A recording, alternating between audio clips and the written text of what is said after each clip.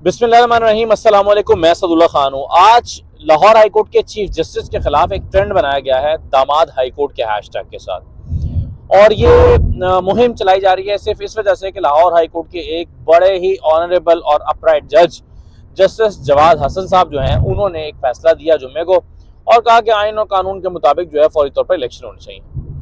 अब ये जो फैसला दिया गया है, ये फैसला इसमें सुप्रीम कोर्ट के कई फैसलों की जो है वो हवाले दिए गए हैं, और इसके अलावा क्या फैसला आ सकता था। आइन कहता है कि 90 दिन में इलेक्शन हो, जज साहब ने कह दिया कि 90 दिन में इलेक्शन हो। कोई और वजह ही नहीं थी कि वो कोई और फैसला देते। लेकिन इस फैसले को बुनियाद बनाकर, जो कि जस्टिस जवाद हसन ने दिया, उसको बुनियाद बनाकर लाहौर हाईकोर्ट के चीफ जस्टिस के खिलाफ एक गंदी घिनौनी मुहिम शुरू की गई है। और उसकी वजह यह बनाई गई है कि उनके दामाद अली अफजल शाही जो हैं वो तहरीक इंसाफ के वजीर रहे हैं पिछले हुकूमत में। ज़िमनी इलेक्शन वो जीते थे अजमल चीमा से, साहियावाला से, फैसलाबाद से, और उसके बाद उनको तहरीक इंसाफ ने वजीर बना दिया। अब नून लीग का ये ख्याल है कि ये जो इस वक्त फैसले दे रही है लाहौर हाईकोर्ट, ये सिर्फ इस वजह से दे रही है कि उनका दामाद तहरीक इंसाफ में।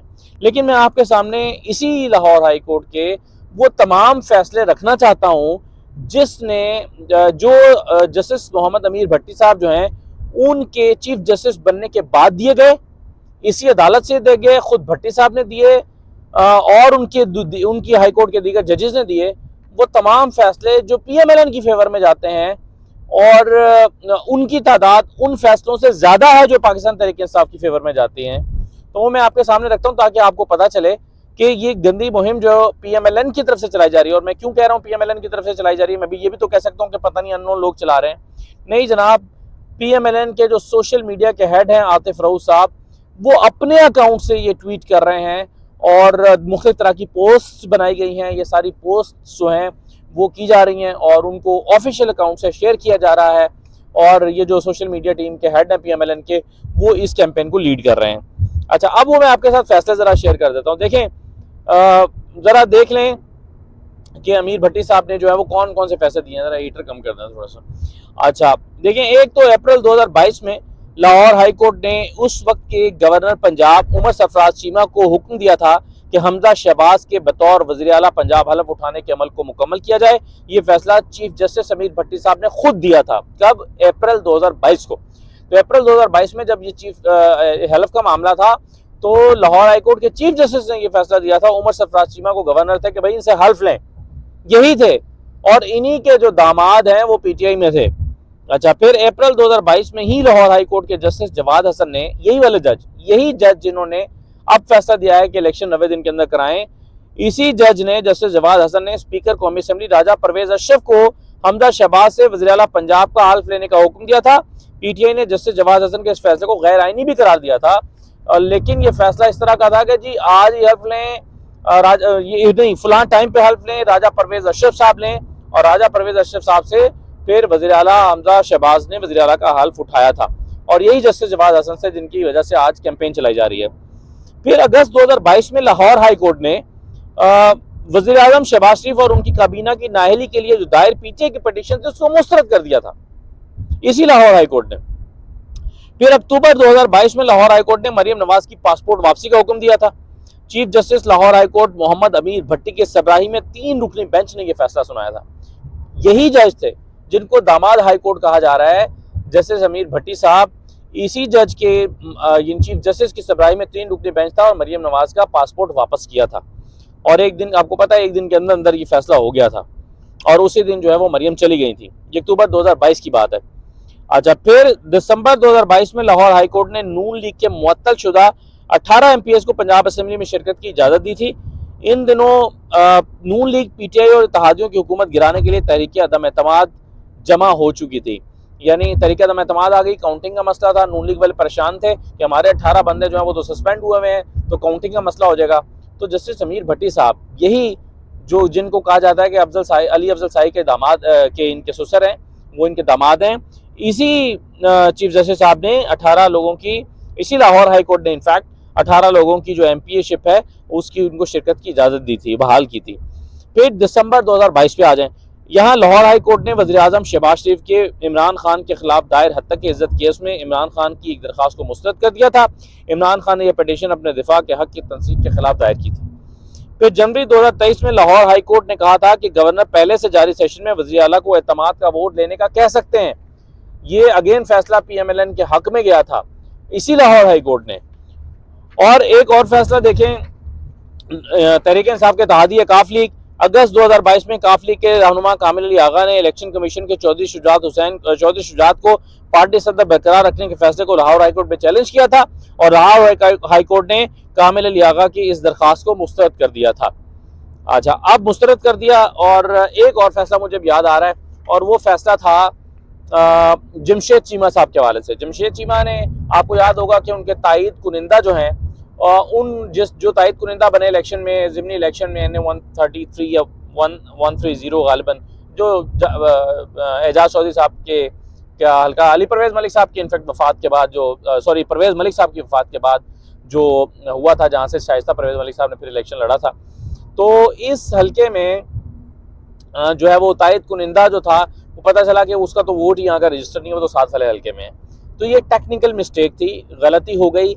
इसको पहले इसकी कंप्लेंट हुई इलेक्शन ट्रिब्यूनल के पास, वहाँ से लाहौर हाई कोर्ट में आया, फिर वहाँ से जो है वो ये बेंच बनते रहे, टूटते रहे, बेंच बनते रहे। फिर जस्टिस जवाद हसन साहब ने इसको सुना और तफसील से सुनने के बाद जमशेद चीमा साहब के खिलाफ फैसला दिया और उनके फैसले के बाद जमशेद चीमा साहब ने ये इलेक्शन नहीं लड़ा था, वो ये इलेक्शन नहीं लड़ सके थे। तो इतने सारे फैसले PTI के खिलाफ इसी चीफ जस्टिस ने, अमीर भट्टी साहब ने दिए थे और उसके बावजूद जो है वो आज उनके एक फैसले, यानी अमीर भट्टी साहब ने नहीं दिया, जस्टिस जवाद हसन साहब ने दिया है। और जवाद हसन साहब को जितने लोग जानते हैं वो ये कह सकते हैं कि जवाद हसन साहब किसी की फरमाइश पे या चीफ जस्टिस के कहने पर फैसला नहीं कर सकते। वो बड़े अपराइट जज हैं, वो तफसील से बात को सुनते हैं, कवानीन पर रिलाई करते हैं, आर्गूमेंट सुनते हैं, फिर हवाले कानून के मांगते हैं और उसके बाद वो फैसला करते हैं। तो उनके एक फैसले की रोशनी में उनके पूरी कैंपेन चलाई जा रही है और कहा जा रहा है कि ये दामाद हाई कोर्ट है। अच्छा, अब इस के हवाले से कल ही इमरान खान ने कह दिया था कि लाहौर हाई कोर्ट के अदालतों के खिलाफ मुहिम शुरू की जाएगी और आज ही देखें कि लाहौर हाई कोर्ट के इस फैसले के खिलाफ मुहिम शुरू कर दी गई और अदालत को दबाव में लाने की कोशिश की जा रही है। अब इसी अदालत के खिलाफ के में जाएंगे इंट्रा कोर्ट अपील में और अब अपील में जाके जो है वो इसी अदालत को मजीद दबाव में लाके चाहेंगे कि दबाव में लाके फैसला ले लिया जाए। तो ये नून लीग इस वक्त कर रही है, ये नून लीग की स्ट्रैटेजी है। लेकिन मैं आपको एक बात बता दूं कि ये जो केस है तारीख लेने वाला, इसमें कुछ भी किसी भी जज की बस की बात नहीं है। कोई बहुत ही ऐसा जज निकल आए तो निकल आए जिसको अपनी उम्र भर की जो नेक नामी है उसने कॉम्प्रोमाइज़ करनी हो तो वो कोई ऐसा फैसला दे सकता है। अदरवाइज कानून और आइन की रोशनी में ये बड़ा क्लियर है कि 90 दिन के अंदर अंदर इलेक्शन कराने का कानून कहता है, आइन कहता है। तो ये इसके अलावा तो कोई और जो है वो हल निकल ही नहीं सकता। तो ये जो कैंपेन शुरू हुई है इसका आपको अच्छे तरीके से अंदाज़ा होना चाहिए कि ये क्यों की जा रही है और क्या की जा रही है। लेकिन आपने देखा कि ज़्यादा ऐसे फैसले लाहौर हाई कोर्ट ने दिए हैं जो PMLN की फेवर में जाते हैं और शायद कम फैसले ऐसे होंगे परवेज़ इलाही को के हवाले से फैसला या एक आध कोई और फैसला होगा जो PTI की फेवर में जाता होगा। अदरवाइज ज़्यादा फैसले तो PMLN की फेवर में जाते रहे और उसकी जो है वो यहाँ पर खिलाफ वर्जी होती रही है और उसके बाद उसकी कैंपेन चलाई जाती रही है। एक चीज़ जो है वो मैं आपको बता दूँ कि ये जो लाहौर हाई कोर्ट का फैसला आया था, इस लाहौर हाई कोर्ट के फैसले के बाद इलेक्शन कमीशन ने फौरी तौर पर इलेक्शन की डेट देनी थी और इलेक्शन की डेट जो है वो गवर्नर के साथ कंसल्टेशन के नतीजे में देनी थी। लेकिन 3 दिन गुजर गए, अभी तक कंसल्टेशन जो है वो उसका प्रोसेस स्टार्ट नहीं हुआ। अब जाके एक मरासला भेजा गया, गवर्नर को कहा गया है कि गवर्नर साहब कुछ वक्त दें, आपसे मुशावरत करनी है। अब अगर गवर्नर साहब के साथ इस मुशावरत के नतीजे में आपको मैं कानूनी नुक्ता बता दूं, अगर कंसेंसस डेवलप नहीं होता तो अदालत ने इलेक्शन कमीशन को पाबंद कर दिया है कि वो डेट दे और कहा है कि आप मुशावरत कर लें। लेकिन अगर मुशावरत के नतीजे में कंसेंसस नहीं होता तो मुशावरत जो है वो हो जाएगी, मुशावरत का अमल मुकम्मल हो जाएगा। इलेक्शन कमीशन पर फिर भी बाइंडिंग है कि वो डेट उसी ने देनी है। यानी इलेक्शन कमीशन जो है वो पाबंद नहीं है गवर्नर की एडवाइस पे अमल करने का, बल्कि इलेक्शन कमीशन ने लाहौर हाई कोर्ट के फैसले के नतीजे में सिर्फ कंसल्टेशन करनी है और कंसल्टेशन के लिए अगर सेशन हो जाता है तो वो कंसल्टेशन का प्रोसेस मुकम्मल हो जाएगा और लाहौर हाई कोर्ट के इस ऑर्डर की रोशनी में इलेक्शन कमीशन ने डेट देनी होगी, अनाउंस करना होगा कि अनाउंस तो इलेक्शन कमीशन ही करना है, तो इलेक्शन कमीशन को ही अनाउंस करना पड़ेगा कंसल्टेशन का प्रोसेस कल तक मुकम्मल करने के बाद। तो ये इमीडिएटली एक इसमें टेक्निकल इशू ये है कि इलेक्शन कमीशन को इलेक्शन का प्रोसेस मुकम्मल कराने के लिए, यानी अनाउंस करना, फिर कागजात नामजदगी की तारीख, फिर उसकी जांच पड़ताल, फिर स्क्रूटनी, फिर वापस लेना कागजात नामजदगी, फिर निशानात की अलॉटमेंट, फिर बैलेट पेपर की छपाई, तो इसमें 57 दिन चाहिए ये प्रोसेस, जिसमें 3 दिन एक काम में लगते हैं, 4 दिन एक काम में लगते हैं, 7 दिन एक काम में लगते हैं, तो 57 दिन लगते हैं। अब 57 दिन का मतलब है कि इसके अलावा पीछे 33 दिन होते हैं, तो 33 दिन जो है वो गुजरने वाले हैं। आज 30 दिन पूरे हो गए, तो अगले 2 से 3 दिन में 33 दिन हो जाएंगे, तो पीछे पूरे 57 दिन बचेंगे। अब अगर ये 3 दिन क्रॉस कर जाते हैं तो फिर 57 दिन के अंदर इलेक्शन नहीं हो सकते, मतलब ये कि 90 दिन में इलेक्शन नहीं हो सकते, तो आइन जो है यहाँ पर ब्रीच हो जाएगा और आइन टूट जाएगा और उसके जाहिर है अपने कॉन्सिक्वेंसेज हैं।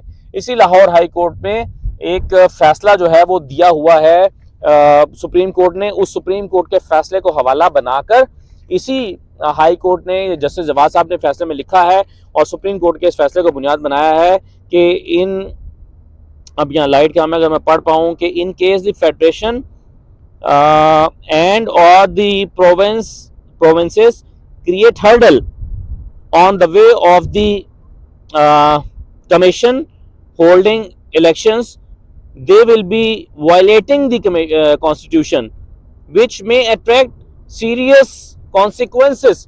इसका मतलब यह है कि अगर कोई भी सूबा जो है वो या फेडरेशन इलेक्शन कमीशन के मामलात में मुदाखलत करती है या उसको जो है वो सपोर्ट नहीं करती और हडल क्रिएट करती है, तो वो आइन को तोड़ने के मुतरादिफ होगा और इसके सीरियस कॉन्सिक्वेंसेस होंगे। और सीरियस कॉन्सिक्वेंसेस क्या हैं, ये मैंने कुछ वकला से पूछा, उन्होंने कहा कि सीरियस कॉन्सिक्वेंसेस से मुराद आर्टिकल 6 है। तो ये जो है वो बहुत वाज़ेह है, इसलिए किसी भी अदालत से इस मामले में 90 दिन से ऊपर जाने की तारीख का रिलीफ मिलना ये मुमकिन दिखाई नहीं देता, और यही वजह है कि ये फैसला जस्टिस जवाद साहब ने दिया है। अब जो कैंपेन चल रही है वो आप चलाते रहिए, फ़ायदा मेरा ख्याल है कुछ होने वाला नहीं है। इजाज़त दीजिए, अल्लाह हाफ़िज़।